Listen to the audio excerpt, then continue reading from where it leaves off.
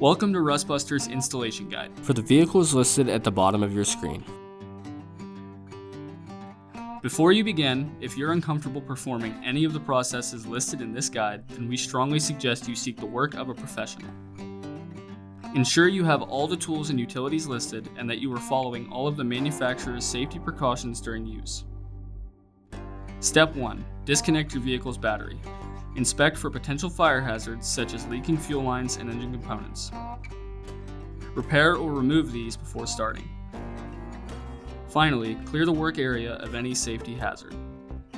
Step 2. Uninstall and lift your vehicle's body, then uninstall and move the rear shock.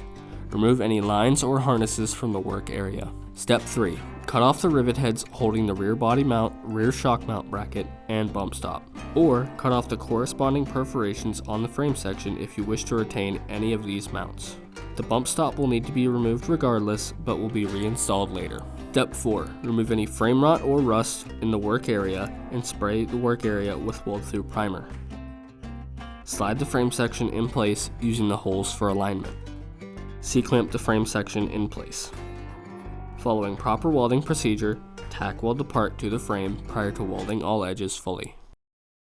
Step 5. Using the included hardware, bolt the bump stop back onto the frame. You will also need to reinstall the rear body mount and rear shock mount bracket. Step 6. Paint the part with rust inhibitor to prevent or reduce the risk of rust formation. We recommend our Rustbuster Rust Converter and Primer Spray Paint.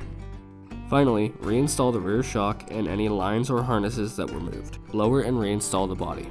Now, get back out on the road.